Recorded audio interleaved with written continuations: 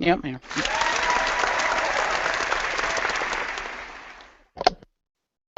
Hello, everybody, and welcome to another X-Pound special, The Monday Night Wars. Tonight, we'll be talking about episodes 11 through 15 of the Monday Night Wars special on the WWE Network. Joining me to discuss these episodes is Chris the Mole from the Mole Hall, And thank you. and Marcus Shadow from the Shadows Mall. Hello. Alright. So, we'll be discussing 5 episodes for this round once again. The 5 episodes in question are Monday Night Jericho, The War Gets Electrified, Divas Gone Wild, The War Goes Mainstream, and Foundations of War.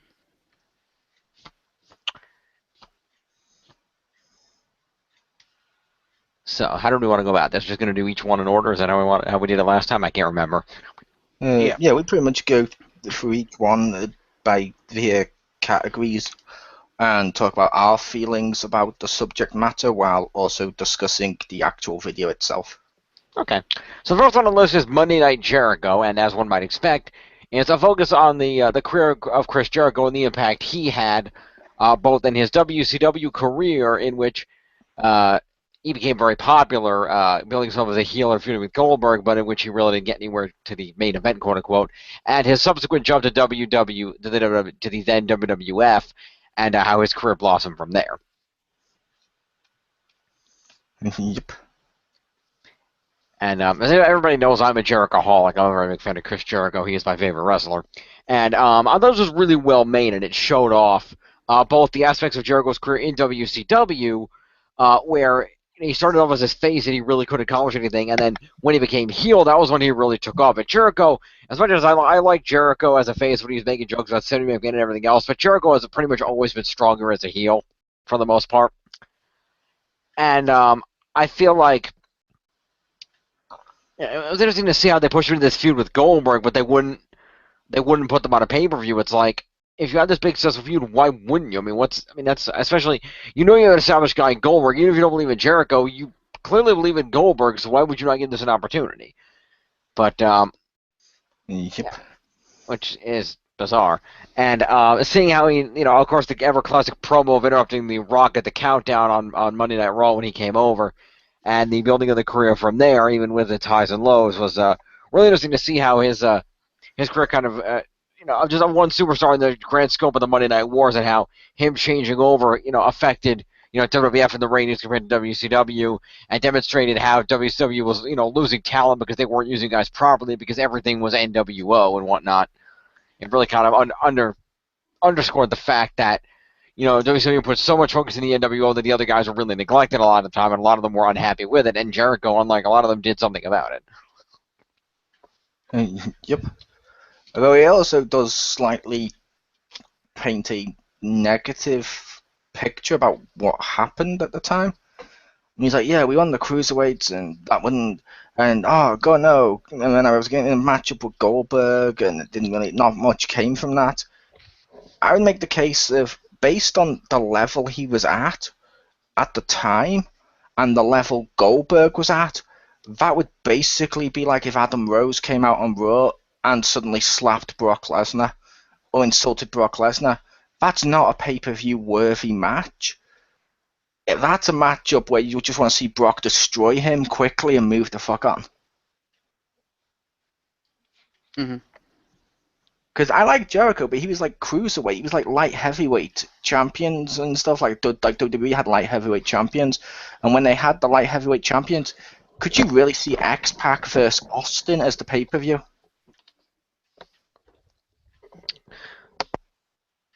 No, but I make the counterpoint that I can pretty much guarantee you that if Adam Rose came out and slapped Brock Lesnar in the face, nobody would give a shit.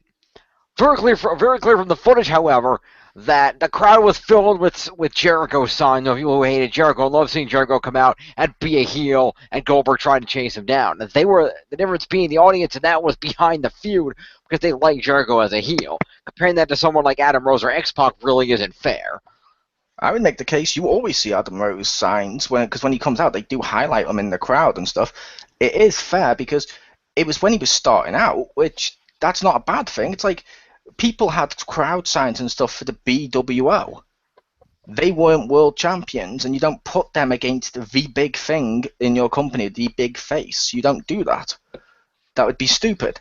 And it's like Jericho then, at the time, wasn't worthy of going against Goldberg.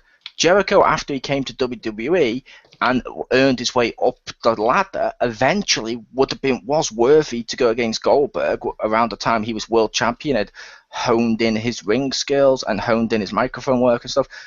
Goldberg then, Jericho then, he was like an opening act as such. I mean, it was a little spectacular to watch him compete, but at the same time, as someone that's at the time at the WCW and stuff, he wasn't like the big massive face that you would think he would be.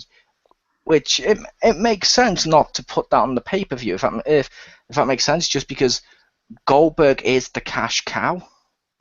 And Jericho's basically, he's a little popular, but he's not going to make you money at that point in time. But that's just it. Jericho's not the one that they'd be making money on in that feud. The feud is, number one, people were enough behind Jericho as a heel that they hated Jericho because they had all these signs about hating Jericho. And it was a lot of signs.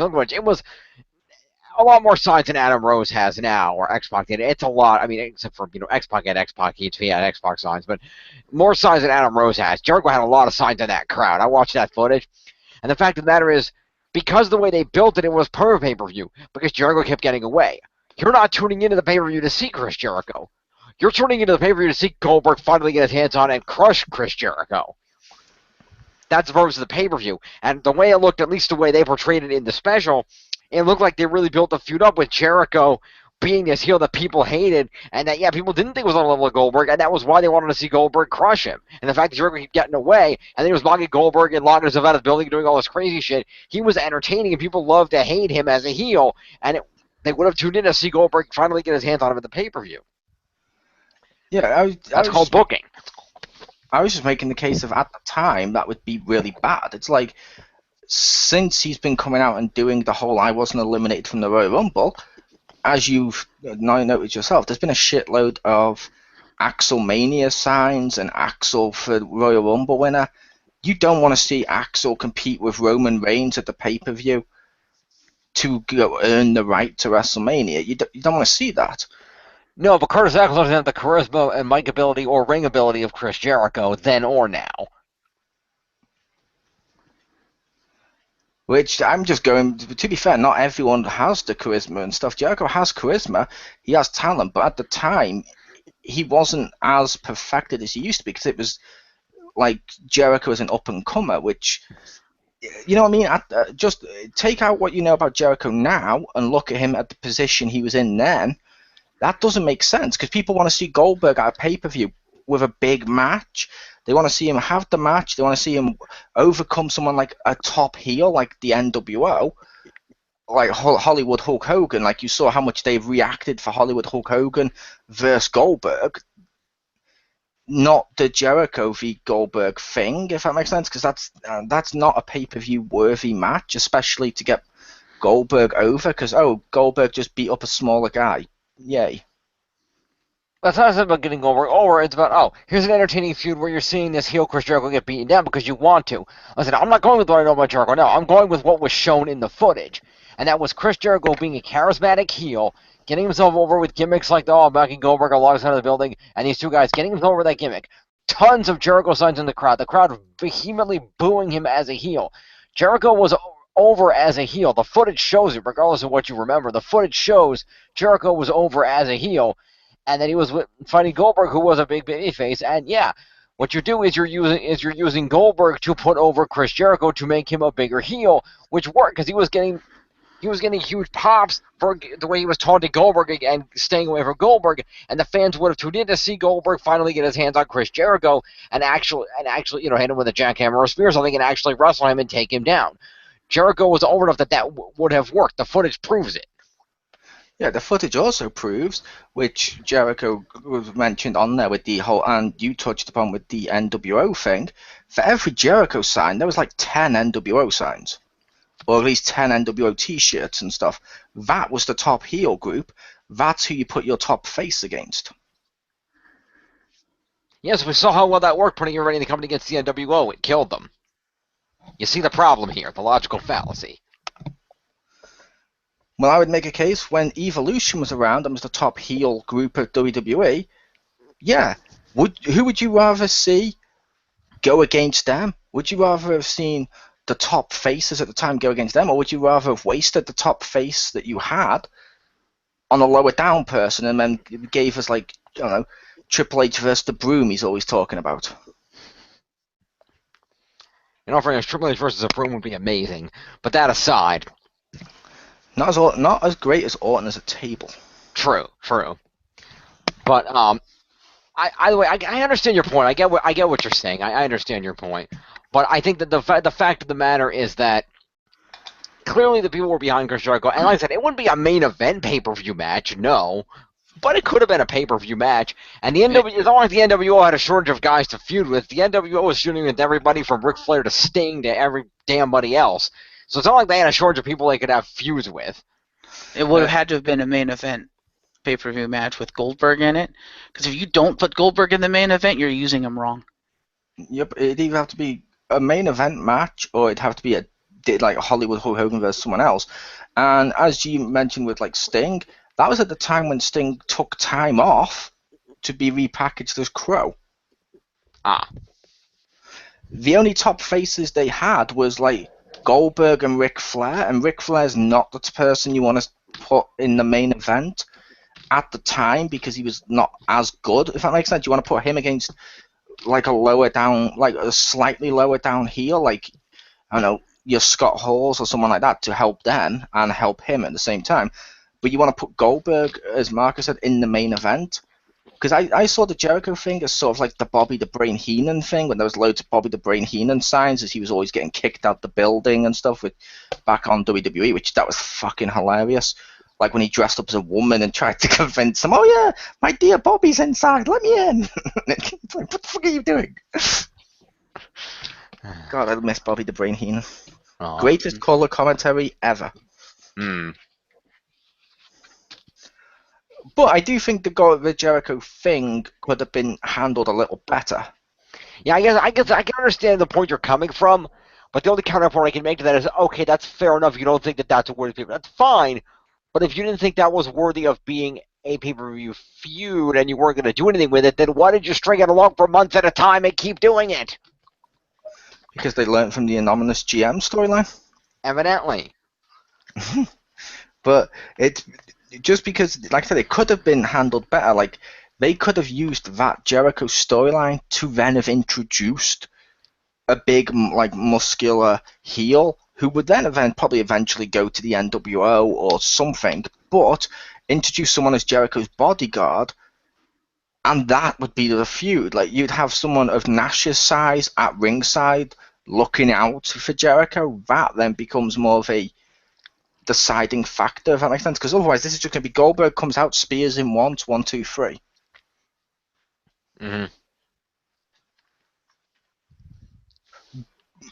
But it worked out in the long run, because this is one of the things that made Jericho jump to WWE. And like I said, when he jumped to WWE at first, I liked Jericho. I liked him as a cruiserweight and stuff. I liked him when he jumped to WWE. But you do notice when you watch him from his debut in WWE all the way up to when he became Undisputed Champion, you do notice he does improve dramatically.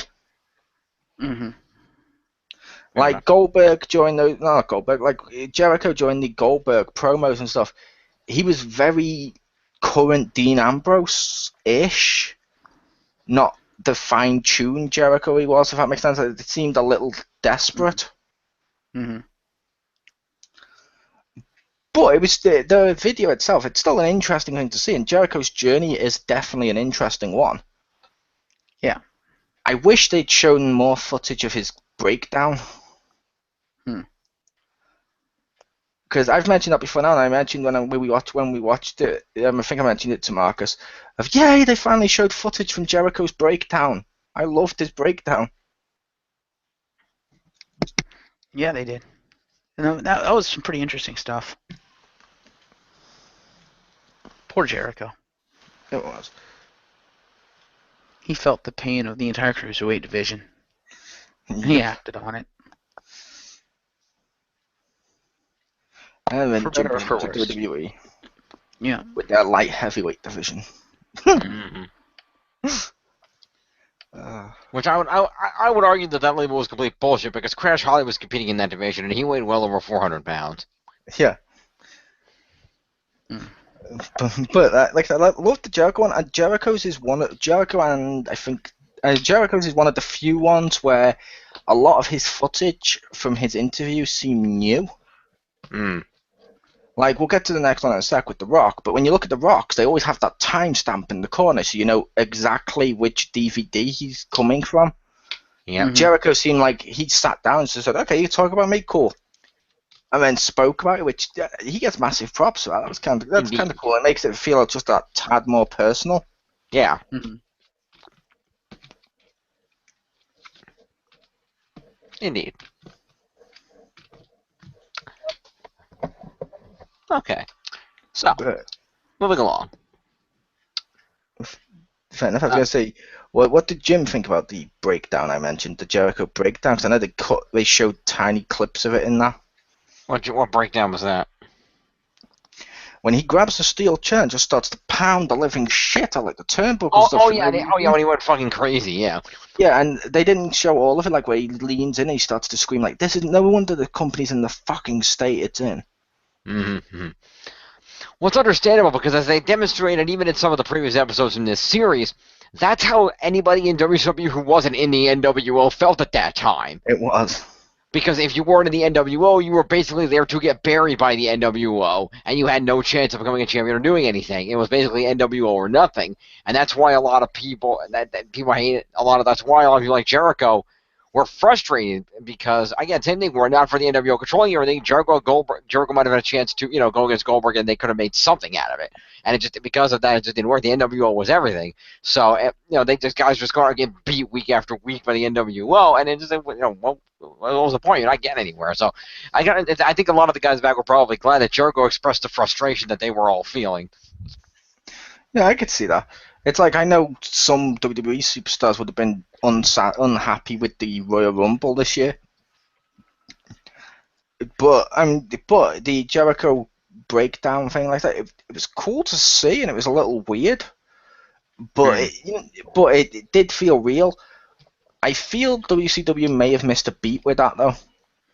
How's that? Don't put Jericho against Goldberg. Take Jericho and turn and use that frustration he has because no wonder this company's in the fucking state it's in. This is the time Bischoff's going with the NWO. It's when NWO's a top heel group.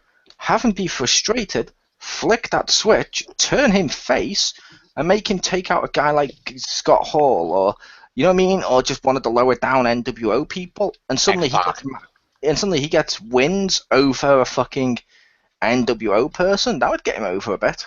That would have But obviously that's not how they booked a lot of it. No, because if you were the NWO couldn't lose. They were the top guys. Yep. Mm-hmm. Unfortunately. Mm-hmm. Margaret, show any commentary on Jericho? You've been kind of quiet here. Like I said, the episode was good. It was a lot of interesting stuff, and like Mole pointed out, a lot of Jericho's interview footage seemed to be more recent stuff, which was good to see. A lot of it I knew going into it just based on discussions with Mole and whatnot, but it was kind of cool to actually see the archived footage of it, like the whole breakdown and stuff. As Mole mentioned, he had mentioned it to me, but to actually see some of it, like acted out, it's like, okay, yeah, he was kind of pissed off, and just seeing the state, after having seen the Cruiserweights video prior, knowing the state the Cruiserweights were in, now you get to look at, see it from the perspective of a specific Cruiserweight, someone in that division, the person who got the most frustrated out of it, Yeah. and to see what he would then go on to become in the WWE is like, okay, that's kind of cool. Yeah. And the saddest thing about that, I know, the Cruiserweights were in that situation. They weren't really getting married to frustration and everything else. And the sad thing about that is you think about the situation, and you know it could have been worse because they could have been the Nitro Girls. True. Yep. Or it could have been WWE. Or it could have been on WWE during the corporate ministry. Oh God. And that's not me just slightly taking a jab at WWE. I remember there was a pay-per-view over here called Capital Carnage or something like that when it was in London. And basically, the whole pay-per-view was every single match. Someone from the corporate ministry came out, destroyed everyone, and said, haha, no more match. For the entire pay-per-view that we paid money to go see. That's bullshit. Yeah, that's worse than the NWO stuff. Yeah. It's like, no, at least it wasn't an entire pay-per-view them just stopping every match. Yeah. I hated the corporate ministry. Mm-hmm. Corporation, maybe kind of cool. Ministry, cool. Both together, no.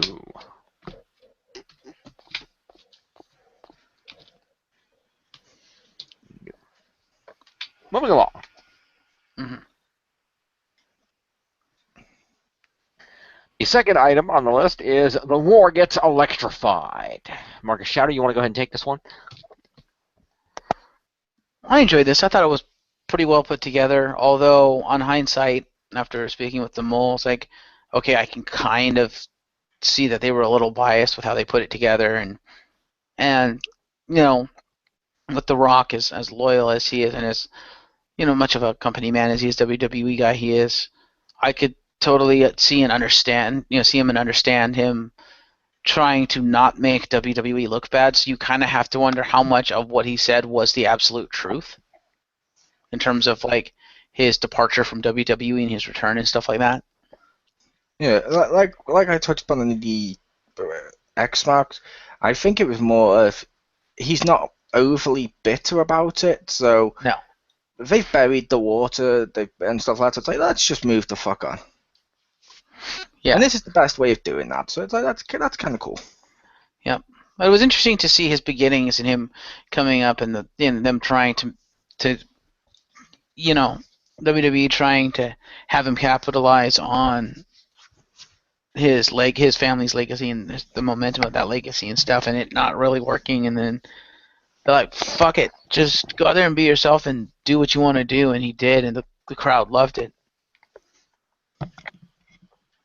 Yep. But yeah, this was a well put together documentary, some pretty heartfelt moments in there, and for my money, The Rock felt pretty genuine, when he was speaking, and with The Rock's interviews, it seemed pretty recent because it was more, current Rock with the tattoo and all that stuff. Mm-hmm. And they had some archive footage, obviously, from other DVDs and whatnot as well. Yeah. I make the case with the Rock one. This is probably the best one we've had from the Monday Night Wars stuff. True. Only because it's the one where they have to fabricate stuff the least. Yeah, this is true. Because it's not like, oh, we're burying something by lying about this. It's more of, it's a mutual beneficial lie where both people can be like, no, it's a mutual thing, because then WWE can continue to push The Rock can continue to push WWE, both make money off it, both are happy. No one gets hurt, and that's cool. The only downside is they, like I've touched upon in the past, they hardly talk about his black heritage, which is a little bad. Mm-hmm. However, I do like how they did the whole, from his football roots all the way up, and it felt like I said, it feels like this video is probably the best one so far, as it's the most accurate, and also a proper homegrown story. Yeah. Indeed. Absolutely. Because it's like they'll talk about like Triple H, and they'll be like, oh yeah, he was a WWE talent, Hunter Hearst Helmsley, and then they put him in DX. What they don't talk about is he had the exact same Hunter Hearst Helmsley gimmick, and I'm talking about the posh one, in WCW teaming with Steven Regal. Oh. They don't touch upon that often. Mm-hmm. And it's like, why? There's no harm in saying he came from there. You could have even touched upon he was a little frustrated that he wanted to go further or something. Touch upon it. It's like they rarely mention any time Edge was in WCW. Well, finish. You can't mention that Triple H was in WCW. Didn't you see his promo on last week's Raw? He is the WWE. Yeah. But like I said, I honestly did like the Rock one. I thought this is one people should check out because it does seem genuine and really well put together. So it's not like we have to really talk too much about why this one was wrong.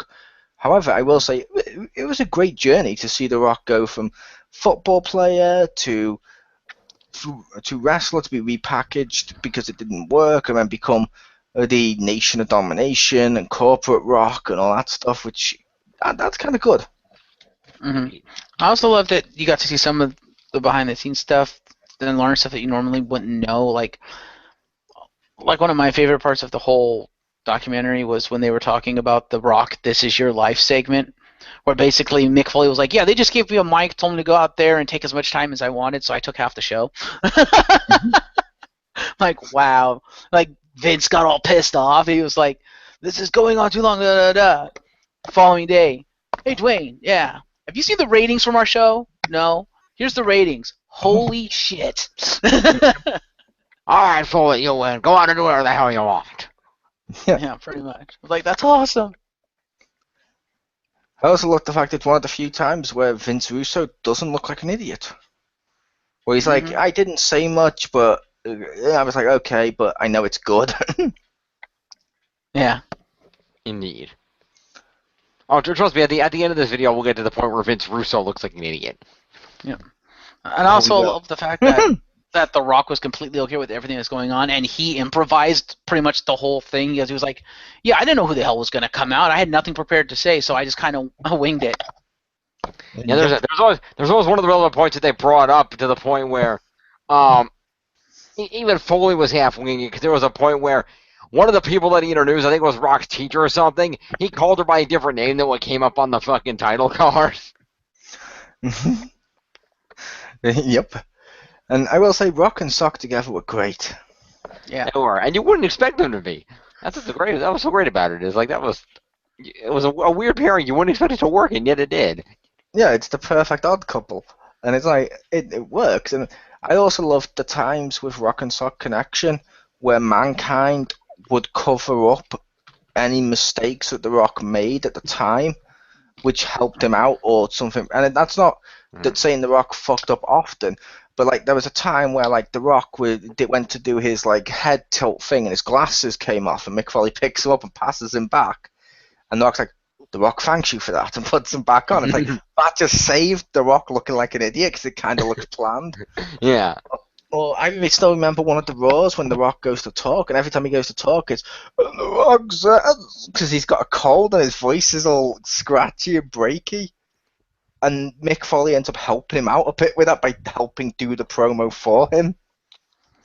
And it's like, that's kind of cool whenever you can see that. 'Cause it's like, there wasn't any genuine hate between them. And obviously Mick Foley doesn't need to accentuate The Rock, or whatever you want to call it, or showcase The Rock. But it was still cool, just those little moments of there was a cut, because everyone fucks up, but it's always cool when someone fucks up that someone nearby in the ring with them has that ability to suddenly still make them look good and while making themselves look good. Because they played off each other great. Like Mick Foley looked great because he in that character, because he was teaming with because of the stuff The Rock did, and The Rock looked great because of no matter what he did, Mick Foley still loved him. It's basically like The Rock was Johnny Bravo and Mick Foley was little girl Sue. Or Susie, the neighbor with the cookies, who was always smiling and happy. Yeah, pretty much.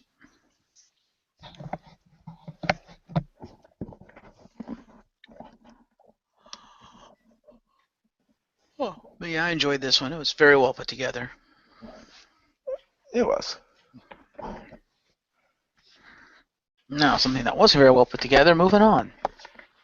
Yes. Well, did you want to touch on Rock's version of why he left, or are we gonna just not go there right now? We can if you want. It was fun. Or you can if you want. Well, I was gonna say, I know we were discussing this. We were discussing this before we went on the air, and I know one of the things that came up was the fact that in these types of interviews and things, The Rock normally talks about that, he left, WWE to go be in the movies and everything at that time, and it was his idea, it was amicable. But I know that at the time, in interviews past during his time away, he had mentioned that no, it wasn't really like it worked out for him, and he went to the movies anyway, but it wasn't really his choice. They just let his contract expire, and they kind of tend to gloss over that fact. Yeah, because The Rock wanted more of the Lesnar contract now.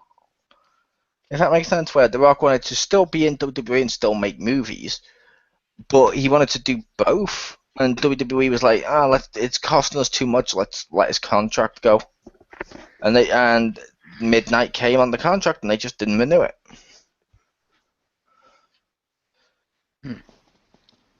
Yep. Which, like, I can semi understand it from their perspective, and I can also understand The Rock being a little peeved by it too. Yeah.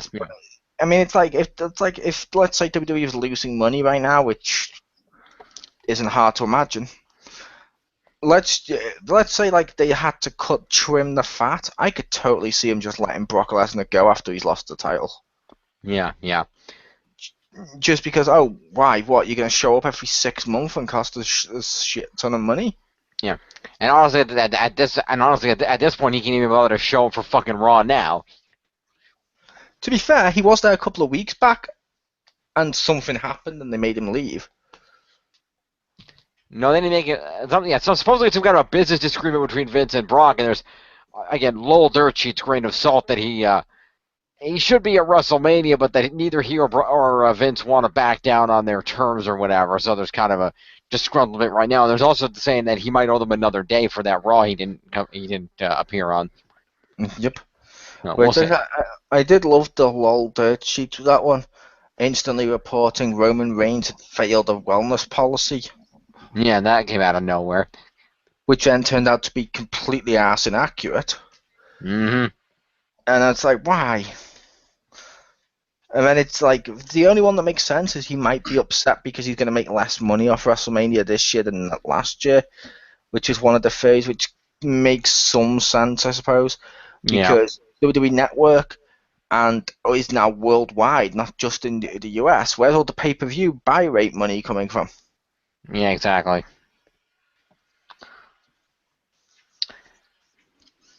So, moving along, the next item on our list of things to talk about is Divas Gone Wild.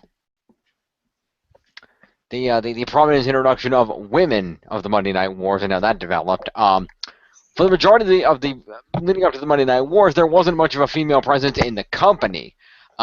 Vince had defunct the women's title years prior, and WCW didn't really have one, so there wasn't much going on there until Miss Elizabeth had started appearing with Macho Man and started giving women a place as valets, and that was able to be transitioned back into women appearing in the ring again when Divas Like a Lunge Blaze / Medusa, soon to be Hall of Famer, came in and started showing that the women could wrestle and could do their thing in the ring again, and started pushing the women's wrestling in the WWE.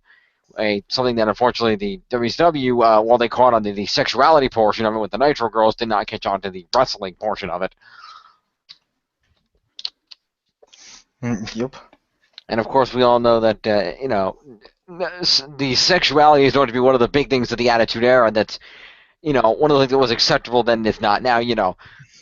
Guys beating each other up in going into the ladies' locker room, and there's Terry Reynolds and the cat naked in a towel, and here's Val Venus in a hot tub with porn stars, and that kind of thing, using the sexuality, the stuff that you supposedly couldn't do on TV to get the viewers, and it worked really well. Sonny and Sable, and they worked really well. We got Paige in a towel this week. That's true. That's true. We did get a week back. That's true. We did. That felt very old school. Yeah, I will say I did not like this one. This video, I did not like this video. Yeah, I felt like I felt like they didn't know what to do with this video. I felt like there was a couple things they wanted to mention, but what they wanted to go over would not have made a full video, so they just threw a bunch of shit together to make a full video. Yeah. I also didn't like the fact it's stuff like they show Sunny. They show how versatile she was, and she could do all the mic stuff, and she did not suck on the microphone. She was good in every role they put her in. Sunny was great, and then they just talk about how she was only there because of her looks. Well, fair enough. Isn't that the main reason why a lot of your male superstars get pushed, is they have the right, quote, look, or they have the right build or the right height? Isn't so? You're not going to you're not going to do that for them. Why are you doing it for this one and completely discrediting all the work she actually did? Mm-hmm. And then they have the gall, in my opinion, to actually talk about how. And then we got all the sexuality and the sexual stuff in WWE, and talk about that as a good thing. Which this led to nothing but women being degraded and humiliated and stuff like gravy pool matches and chocolate pudding matches and pillow matches. And it's like, it's beyond weird how they managed to repackage that as okay. It is. Well, they did highlight some of the positive aspects too about the women in the ring. Sable powerbomb Mark Marrow and China winning the Intercontinental Championship and all the aspects of how that pushed the women's wrestling aspect. They showed Jacqueline in there. Some of the other divas at the time. I did notice a distinct lack of Ivory. That was kind of upsetting. But she was in one scene. Was she? Okay. She was on what? She was one of the people you saw China lift up and throw. Ah, fair enough. But yeah, I wasn't saying they didn't show any of the positives. I'm just saying it was weird that they took the negative and tried to sell it us as a positive. Yeah. Of it's a good thing that we objectified women. And it's like that's completely sexist. And I don't approve of that. Yeah, I think the stance was good or bad. It doesn't matter. It got results and it won us the war. I think that's what they're trying to highlight is. Yeah, and we knew how to package our women, and WCW didn't, and therefore we won. Well, whether that's good or bad or not, that's what happened. Yeah. And they also did stuff like when they turned out and said, "Well, who remembers Miss Hancock?" I remember Miss Hancock more than Stacy Keibler. Because Stacey Keibler, okay, wow, she's got legs. That's all WWE said about her. Miss Hancock would come out, and she was pretty much in a similar role to what Vicky Guerrero was in previously in WWE recently. Of she was basically coming out and being the voice of the boss at one point. That's a pretty huge fucking role to just throw out the window and say, no, she didn't get any reaction until she was Stacey Keibler. No, that's not true. She was fucking awesome as Miss Hancock. Fair enough. Yeah, I think it's weird because they showed the beginning of we put Sunny out there in a bikini to open every show and Sable's out there with the handprints and the porn stars and we objectified women and that was that was fine because that was using the sexuality to do things that weren't allowed on TV and it was revolutionary to get divas. And then WCW, they put women out there to dance and they objectified them, didn't let them wrestle, so that was bad. It's like what? That's the same thing you did. Wait a minute. Yep. The difference is your company wasn't dying, so you had time to transition into the ring. That's what they're doing now. And to be fair, the Nitro girls were not as bad as that video makes out. Those portions where they dance and stuff, and they never felt like the objectification of, oh look, they're in a pool of gravy. Like Bischoff mentioned with what the concept was, they felt very much like a halftime cheerleader show. Which makes it feel more like an actual sport. It's suddenly, oh look, here's the cheerleaders to wind you down for halftime, and it's like that's kind of cool.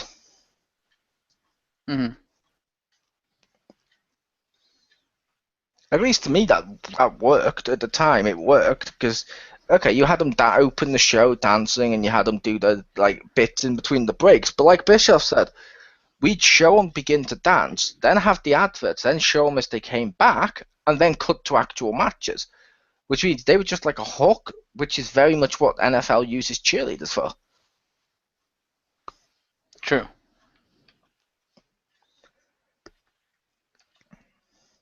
But I don't know. Like I said, that might just be me, but this video left a bad taste in my mouth. Which it was overly disappointing as well to go from the awesome, well put together Rock video to this, which may be the worst one they've put together yet.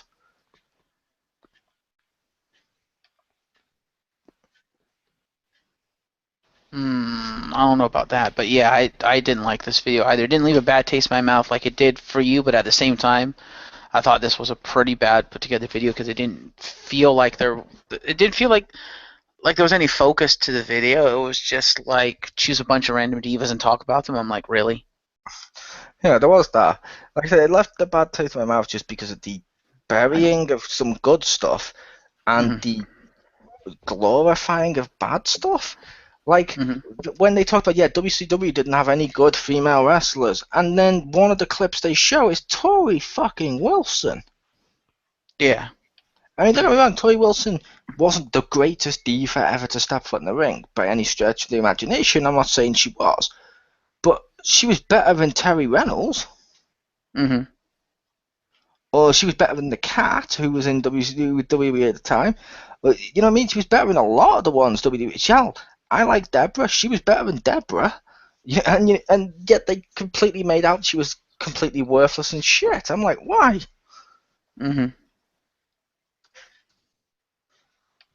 Yeah, I can agree with that. Yeah, I kind of wish they'd have talked more about. First of all, I wish that it had a more cohesive feel, because this video did not feel cohesive. It felt disjointed. Like they didn't know what they wanted to focus on. They didn't know what they wanted to talk about. They should have made it more cohesive, and they should have talked about the female wrestlers, the divas, if you will, from WCW. Because like you said, there were a lot of good like divas coming out of WCW. That much like the cruiserweight division, they didn't get really much of a fair shake, primarily because, well, Bischoff didn't really know what the fuck to do with them. Yeah, and you also have in the same video them talk about how Alondra Blaze, she was a WWE superstar. She was awesome, and she went to WCW. Oh, by the way, WCW has no good female wrestlers ever. Alondra Blaze! You just showed her. This is 3 months. This video didn't take 3 months. We have a memory. Yeah. I don't know what you're talking about. There was some diva over there named Medusa. She kind of sucked, but... Yeah, Medusa was awesome. Yeah. But yeah, Medusa Alondra Blaze is a great diva. Certainly worthy of being in the Hall of Fame this year. So congratulations to her. So yeah, this one could have been better. Moving along. Number 4 on the list, The War Goes Mainstream. Especially with the focus on how both WWF and WCW used mainstream celebrities, athletes, actors, TV personalities, so forth, to help promote their product, from, of course, WWF using the infamous Mike Tyson incident and feud with Stone Cold, to the WCW bringing in NBA stars Dennis Rodman and Karl Malone, to WCW using Jay Leno, WWF using what's one of the others they used? I'm trying to remember the others WWF used.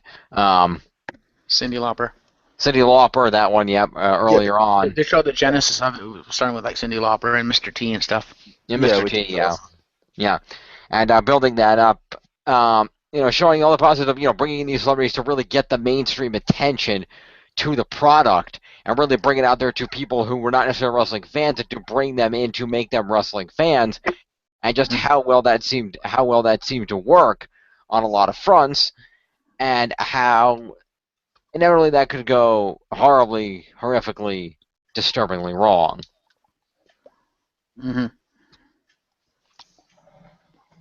Dude, this video I felt was the worst of the videos so far. I absolutely hated this video because it didn't feel like, especially with this one, that they knew what the hell they wanted to talk about.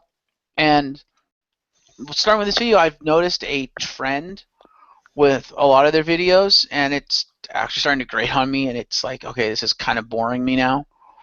And that is, it seems like with every video, and this is the worst offender, they start the video the same way every time, telling you what you already fucking know, what they told you in the first video. And I'm like, okay, I get it. We know about the war. We know how it happened. Move the fuck on. I think that's supposed to be an intro, like the last Airbenders intro, telling you about all the elements. Kind of, except that when they do it, they try to put a little other spin on it, so they try to make it feel different, but it's basically recapping the same thing over and over and over again. And that intro is so long. I'm like, I'm watching this video because I want to hear about how it's going mainstream, not about how the fucking war started for the 10th fucking time. Yep. And it seems like they use that as a way to pad their videos when they don't know what the fuck they want to talk about, like with this one. And this one, to me, unlike the Divas one, this one really had no focus. It's like they barely talked about the celebrity aspect of it. Like, what did the celebrities actually do for their business? You know, the celebrities over the years have done a lot, especially in WWE, but for WCW as well. They've done a lot. And this video to me felt like they didn't showcase that.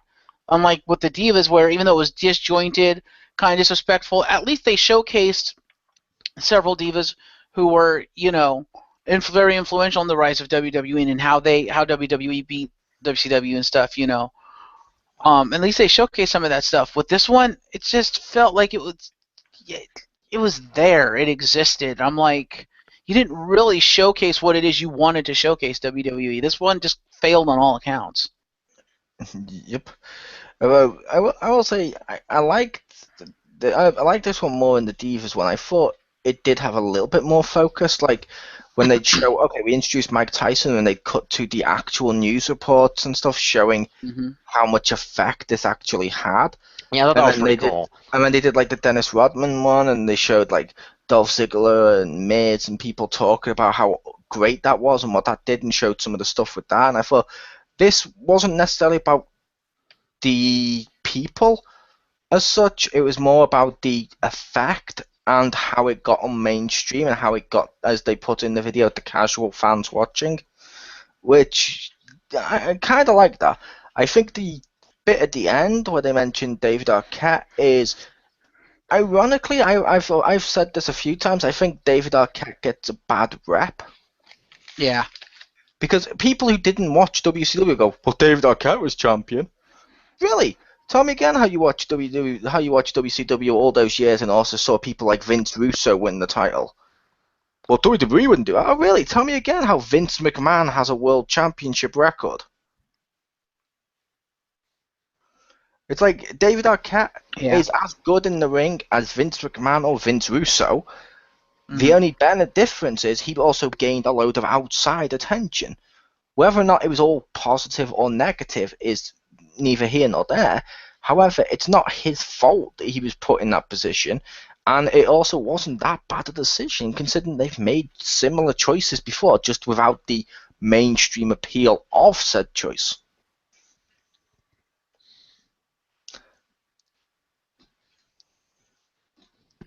I get the feeling that the David Arquette decision was a really bad decision just based on what everyone was saying. Well, the fact of the matter is, because the decision was made and because it happened, everything that's happened since then, and I don't, you can tell me about this one, but I don't know if the Russo thing happened before or after Arquette. I think the Vince Russo thing, it may have happened before. It was pretty soon after he first became in charge of WCW. It was around then, but it might have been afterwards. But I know the other stuff that's happened has all happened afterwards, and I think they figure, and partially rightfully so, that they can get away with it because, well, it can't be as bad as Arquette. Because Arquette's already happened, it's like, unless you really go out of your way, there's not much you can do in that realm that's going to be anywhere near as bad as that. Like you said, it's not his fault. I mean, he's even gone on record multiple times, and you can see it even in this video of him saying he told them he thought it was a bad idea. And especially at the time, in the industry at the time, doing something like that was seen as very disrespectful to the industry. But because it's happened, it's like it kind of gives WWE a semi-free pass to do something similar because it's never going to be as bad as Arquette. At least that's kind of what I got from it. Yeah, it's like I said, that's how WWE always sells this, and that's how a lot of people who never watched WCW always portray it on the internet. But people are forgetting, while David Arquette was champion, it's not like when Vince was champion or either Vince, Russo or McMahon, where it was just like, oh, okay, that just happened. This was like, wait, what just happened here? And you tuned in to see what was going to continue to happen, and it built to stuff like a triple cage match. That was under David Arquette's championship reign. The matchup everyone wants in WWE games, or the matchup everyone talks about how, oh, that's a great match type. They seem to just gloss over the fact that was during David Arquette's reign as champion, because him as champion was more like, oh my god, the boyhood dream of someone who loves WWE and happens to be a celebrity, or WCW, say, who loved wrestling and stuff, happened to actually win the championship, and then his friend of DDP trying to protect him from people like Jeff Jarrett trying to take the title off him and end his dream. It was actually kind of a cool story, and it gets blown way out of proportion, if that makes sense. And people nowadays only focus on the negative part. I mean, as much as I don't like Vince Russo, he was right.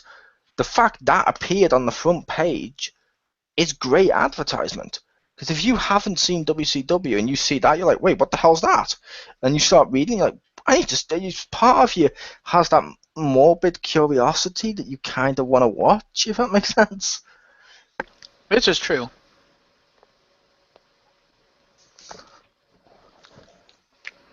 I suppose that's true. It doesn't help when if you are reading the paper, you know that the movie he was just in flopped like a motherfucker. And B, when you're watching this, and Arquette himself thought that was an absolutely terrible idea and didn't know what the fuck Vince Russo was thinking. True, but to be fair, Goldberg thought going against Jericho would be a bad idea. Just because someone thinks it's a bad idea doesn't necessarily mean it was. Didn't we have a long discussion earlier about why Jericho Goldberg was a bad idea? We had the discussion earlier, but we didn't. But like I said, it made sense to put it on a Raw. I didn't make or a Nitro. I didn't say it was a bad idea. Period. It was a great idea for like a filler match for Raw or something, or for Nitro, which that works. But Goldberg was like, no, I didn't even want to have a match with him. He could have had a Raw match with him. That would have worked. They could have done that. Yeah. But which I'm just like with the Arquette thing. It's like he may have thought it's a bad idea, but necessarily I don't think overall it was as terrible as people make it. I'm not saying it was a great idea either. I'm just saying it's not the worst idea ever in professional wrestling. I'm also saying it's not the worst thing to cheapen a title, because I say that's Money in the Bank. Yeah. Ironically, invented by Jericho.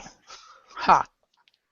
No, seriously, Vince, people in WWE and Jericho himself have gone on record as saying Jericho gave Vince the idea for Money in the Bank.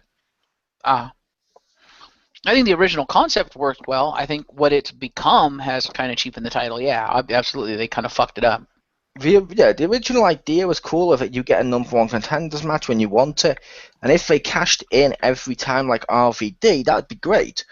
But from the very first one, when Edge did it, which it was a cool moment, however, it kind of cheapens your title that, someone can go out on a pay-per-view and have a 5-star match, but any fucker who just happens to have the briefcase can suddenly just run out and take the title like it's nothing.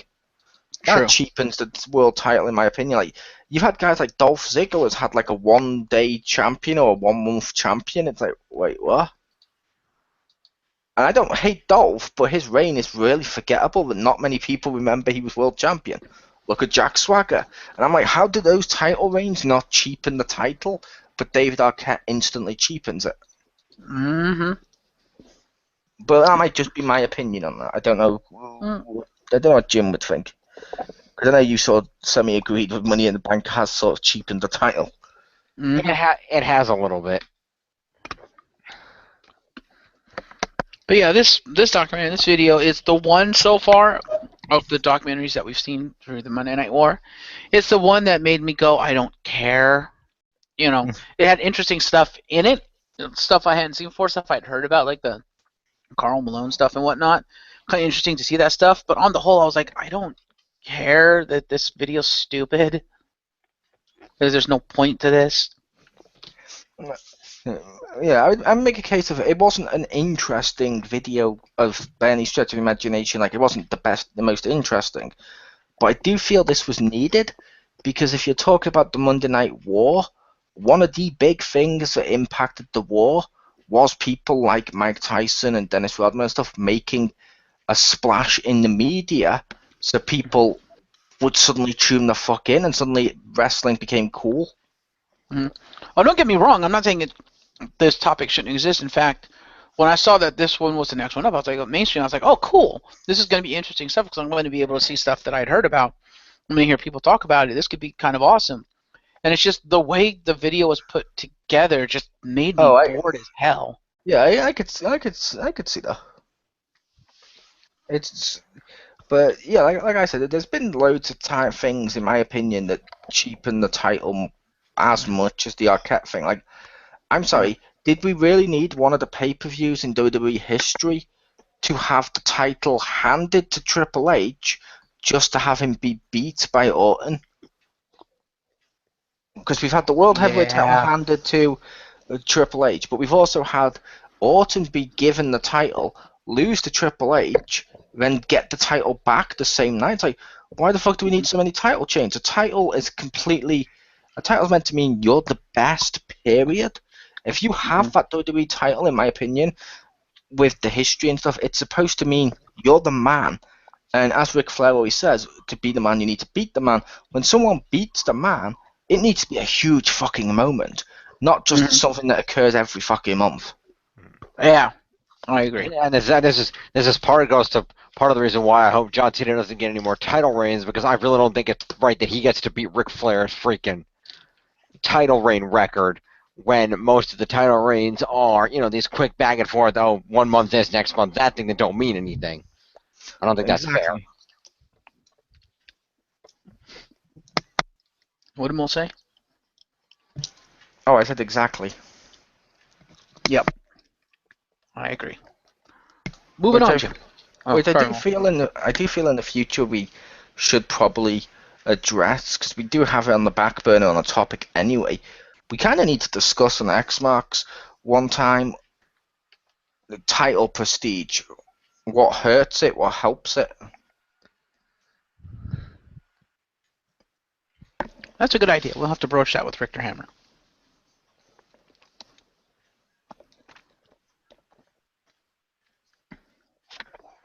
So that leaves us with one more video, does it not? I believe it does. Jim? Yep. And the last one on the list, Foundations of War. A focus on the fact that in a time of drastically shifting alliances and people jumping back and forth from company to company, you really had a hard time knowing who you could really count on. But highlighting the fact that each company had a foundation of people to build upon. Specifically, WWF had The Undertaker and WCW had Sting. Yep. I enjoyed this video. It was really well done. I like this video. I have like a couple of little complaints with it, but I do like this video.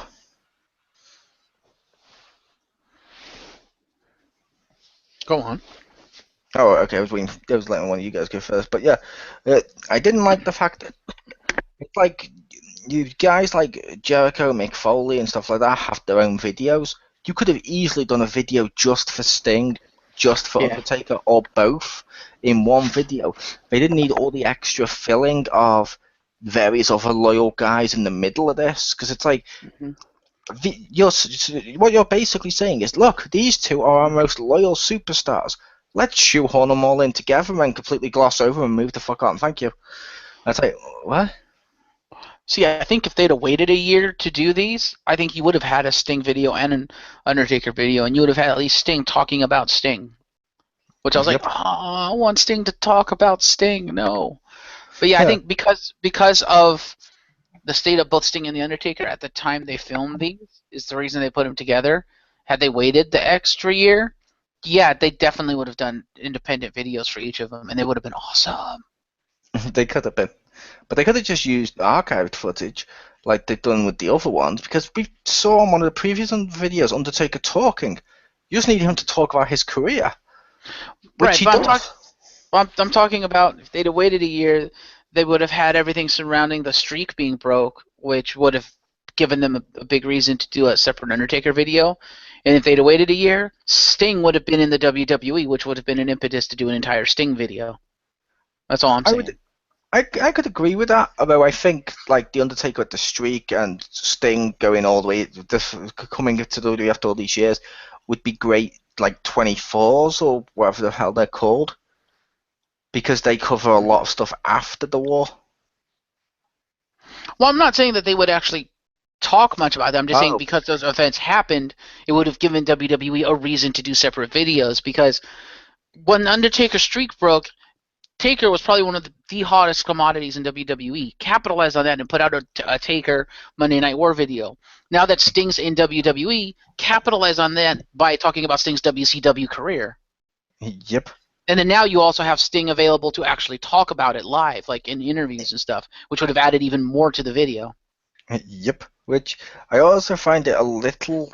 The other little nitpick I had, which I touched upon during X Marks, was it went against Sting's character to join NWO and Wolfpack because now he's just another faction that happened to be within inside the NWO. That's not what the Wolfpack was. Well, eventually they became that, and the second they did, Sting left. The original concept with Wolfpack when they mentioned it was, hey, look, here's Lex, Kevin Nash, and people like that, and they're sick at the NWO, so they're going to turn it against them.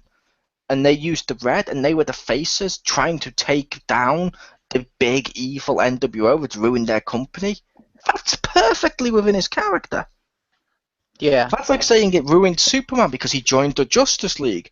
Because he's supposed to be the man of tomorrow. How dare he be a main guy on a main roster? Because he's about the man tomorrow.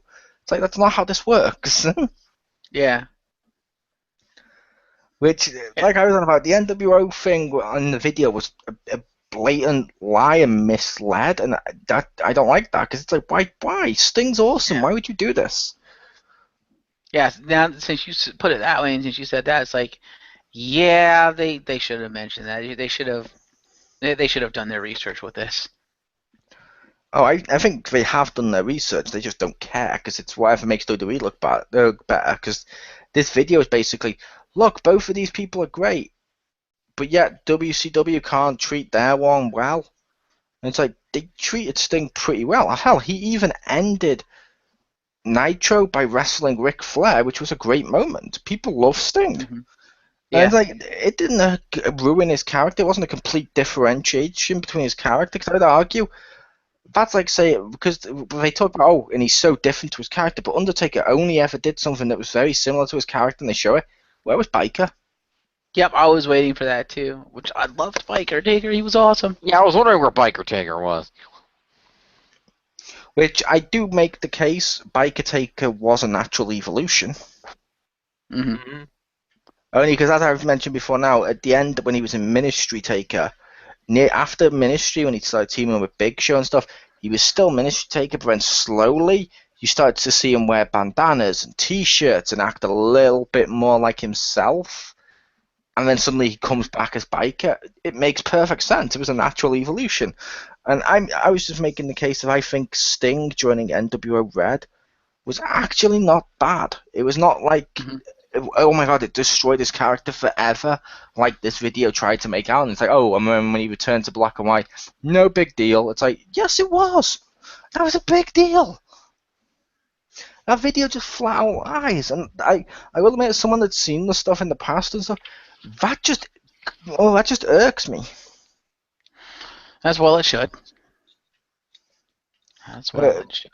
Yeah, but I assume Jim would be the same way, because I know, as Jim's mentioned in the past, he's a big history buff. I assume Jim wouldn't want to read a textbook of history where it's clearly completely ass biased as hell. Well, in all fairness, that's how most American history textbooks are, but sure. Oh, so you're saying American history textbooks are useless? Cool. I think they were useless. I just said, again, you know, anybody's going to have a bias depending on who's writing the history. It's just inevitably going to happen. And unfortunately, America has won quite a few wars, so we tend to write the history on some of those. You did, but it's just like I'm sure if you were. I'm sure if, you know, over here you read a textbook about the Revolutionary War and go over there and read a textbook about it, it's probably going to be a lot different. Actually, our stuff with that does mention the negative stuff of us holding you down too. It also mentions the other side of it, of how we still saw you as our citizens and vice versa. It's not completely one-sided. It's more of a neutral history. That's what people try to do. They try to make more of a neutral history in a lot of textbooks. This is basically like someone saying, yeah, Hitler was evil because he decided to be evil one day. He just woke up and was evil. It's like, that's not how this works. But like I say, I don't know. It might just be me. It always irks me when WWE tries to reinvent its own or lie about its own history. Because I'm like, the good stuff's the good stuff, the bad stuff's the bad stuff. Whatever happens, just be honest with your own documentary. Because if it's meant to be the look at the Monday Night Wars, showcase it properly. Yeah. Even more so, as this is a segue to try and make people go back and watch Nitros and Raws and stuff that are going to be backlocked on the WWE Network. Don't tell them half of that shit because they're not going to watch those videos. Yeah, they're not going to watch that shit if they think it's shit. Yeah, exactly. But like I said, besides those little nitpicks, I thought the video was pretty was still well done. It was well done. Yeah, I enjoyed it.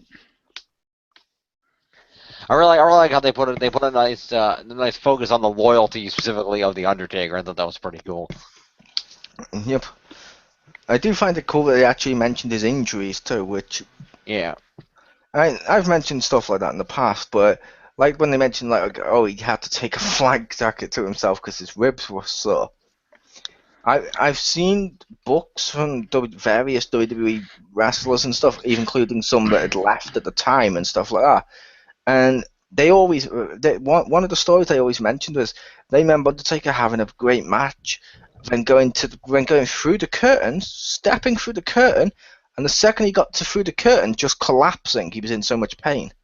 But the entire time he sold it, which, hell, you got an example of that in recent history too, of basically who remembers him being set on fire. I remember that. That was Don't say Kane. No, not that. It was an Elimination Chamber match, and some dumbass set the pyro over early and his coat caught on fire. Yes, and what did he do? He just disrobed dramatically and kept walking. Yeah, he ripped the coat off and he went to the ring dramatically, and then everybody ran up with towels and water and shit and started patting him down because he was getting in the fucking thing. Yeah, and he sold it. He literally sold being on fire as just, this is meant to happen. Yep. And I'm like, you don't get a lot of people who do that nowadays, because you see a lot of wrestlers nowadays talk about how, I thought my matchup shouldn't, like, who remembers CM Punk, for example? I don't mean any disrespect to CM Punk for this, but who remembers him complaining at the fact he had to wrestle a month with a hurt leg? Vaguely. It was in like one of the podcast stuff when he's mentioned about his negativity towards WWE. He's mentioned, and I had a hurt leg and I needed surgery, but I still had to compete for a month or two. It's like, okay, what about this? A lot of the wrestlers nowadays seem to be more. I don't know what the correct word would be, but they seem to be more babies that want everything handed to them, if that makes sense, in a certain way. Whereas some of the older guys would deliberately, if they stiffed each other, if they got stiffed, if they happened to get injured, they carried on selling it. And it's like guys nowadays don't seem to do that a lot. Yep. It's like Austin wrestled how long with a broken neck? Yeah. About 20 seconds as he did a small package and then went away to get surgery. Although after that, I thought he was still injured. And Austin slightly recovered from it, and Austin didn't have the surgery until a while after that. See, I seem to remember Austin doing the small roll-up, mentioning he was injured, then going away, but then because he was having the surgery, they didn't let him wrestle, but they still showcased him on TV as him trying to be allowed to wrestle and doing the stunner and stuff, but not actually wrestling. If that makes sense. That was one of the reasons why, like when he kept stunnering like Sergeant Slaughter or Vince every other week or so. That was why. It's because he couldn't wrestle. But people didn't know that because they showed him off as if he could still wrestle, but they made people believe he could until he was cleared, which that was cool. Yes, I haven't done it in. We have 2 videos tonight, and I haven't quoted it once, so we do need to go to Wikipedia at least once time for me to keep up my record. So yeah, let's see. Resulting in a legitimate broken neck and temporary paralysis for Austin as Hart stalled by baiting the audience. Austin managed crawling at the roll-up to win the title. A visibly injured as Austin was helped. Due to the severity of his neck injury, Austin was forced to relinquish both the IC title and tag titles.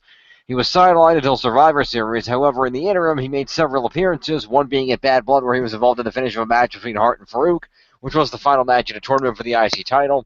Austin hit Farouk with the Intercontinental title belt while the referee's back was turned, letting Hart win. His motive was to keep the title around Hart's waist, as insinuating interfering in Hart's matches on October 20th and 27th episodes of Raw. So yeah, he was showing up and interfering in shit, but was not actually wrestling. Which is what I said. Yep, just confirming that you were in fact correct. Yep. Yeah, they've mentioned that in the past. During the part where he was just randomly beating people up or just beating up Sergeant Slaughter, it was great because people didn't know the fuck he was injured. You know, people would look at him and go, he's perfectly fine, but he wasn't. And I'm like, that's a great way of doing it. They should do that more often. Like when a guy's had surgery and is ready to come back, don't suddenly make him a GM or something like that. Actually, have him come out and do interviews or interferences or whatever they can do, if that makes sense. Mm-hmm. Like, let's say Dean Ambrose was injured. Dean Ambrose, I think, would be the right character to totally do an Austin. Mm-hmm. Could see that. Alright, let's make sure I was unmuted.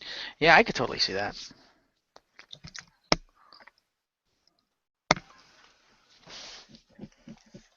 They've been trying to push Ambrose as an Austin anyway, so yeah, why the fuck not? And it would work with him, I think, depending on what they were going for at the time of the injury. They have. I think Dean Ambrose is like a cross between a Mick Foley and an Austin. A little bit, yeah. Yeah. Like I could totally have seen Dean Ambrose at Royal Rumble doing the Mick Foley thing, or just throw a trash can full of weapons into the ring. Yeah. I thought that was the Raven thing. Yep, and Mick Foley's done that before as well. Okay. That's always cool. But you could see Dean Ambrose just totally doing that. But I don't know. What did you guys think about this video? Like I said, I liked the video. Yeah, I thought it was good. You know, after what you said about the Wolfpack, though, I'm like, okay, yeah, they kind of blatantly lied down on you, WWE. Yeah. But for the most part, it was kind of cool. And as you mentioned to me, it didn't just focus on Sting and Undertaker. It focused on brand and company loyalty as a whole. So they actually talked about other superstars that were loyal, like The Rock, Stone Cold, Triple H, stuff like that. Yep. Yeah. Which the NWO, so which I thought was kind of cool. And the loyal WCW guys, in addition to Sting, guys like Booker T and DDP. Yeah. Yep. Which was kind of cool. I just feel, like I said, I just feel that Undertaker and Sting were big enough main eventers without actually being the faces. They're like, you know what I mean? They could have easily showcased a separate video for those two. Yep, I agree. I completely agree. But yeah, you finally got to see. Unless you've seen it previously on one of the other W Nitro videos, I can't remember. But you guys finally got to see one of the moments I kept talking about. Which moment was that? Sting helicopter. Oh yeah. Yeah. Which I fucking loved that of his entrance whenever he comes from the rafters. Of where's he gonna come from? Where's he gonna come from? And this time, like he can't be in the rafters. It's an open top ceiling, and a helicopter just fucking flies over. And out comes Sting. It's like, touche. There's no way to describe that, but okay, touche. Well played, Sting. Well played. And totally within the characters of where's he gonna come from? He can't come from the ceiling. Wait, he's come from where the hell's he coming from? A helicopter? It worked. Well, It did. with that, I do believe we've wrapped up for the evening here. Mhm. This has been a look at episodes 11 through 15 of the Monday Night Wars. Stay tuned for our next and final Monday Night Wars video, which will feature episodes 16 through 20. And what are the titles of those? Well, I will tell you what the titles are as soon as I get the list up so I can tell you what the titles are. In 3 minutes. Sorry, I had to bring the title up. Okay. So, coming up, we have episode 16 of Building an Army. In terms of the deep rosters being built on both sides. The Click, about the controversial group of superstars to start featuring people like Nash, Triple H, and so on and so forth. Mistakes on the battlefield, the strategies that help Bischoff build WCW would hasten the decline. So basically, we're going to shit WCW and talk about how they fucked up. Yep. The fall of WCW, which is exactly the actual death of WCW. And then finally, Life After Wartime, which is the shocking conclusion, presumably the terrible invasion storyline, and so on and so forth. Yeah, because I believe How isn't they it? I completely believe the picture of that is Bischoff holding Vince's hand. I believe so, yes. How they completely screwed the WCW roster, but fair enough. Yep. Yep. And I will also say that may be the first time ever that someone's ever done that, Jim. Done what? The Click, it consisted of Kevin Nash, Triple H, and so on and so on. Like, Shawn Michaels isn't worthy of mentioning.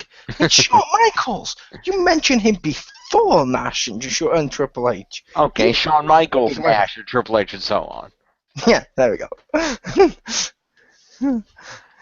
It's just weird. It's like, yeah, the Nation of Domination consisted of Mark Henry and so on and so on. It's like, did you just forget The Rock? Yeah, really. Or Farouk? Wait, did you just forget Farouk? I know The Rock took over and kicked Farouk out, but still. Yep. Farouk. Hmm. I believe he was also the first black WCW champion. Probably. At the time when they weren't doing that stuff, which that's still cool. He gives major props to that. And he clearly paved the way for another black guy to be the five-time WCW champion. Yep. Who also paved the way for a multiple-time ECW champion of Bobby Lashley. Precisely. Not to mention finally ECW champion Mark Henry. Yep. And we've come full circle. Because he's fat. I see what you did there. Yeah, exactly. Alright. Well, stay tuned for the next episode of this. When is the next episode of this, by the way? Anybody know? 2 weeks. 2 weeks. 2 weeks? Okay. Stay tuned in 2 weeks when we look at the final few episodes of that special. Oh. What? Although I believe in 2 weeks' time. No, it'll still be on the same day. Cool.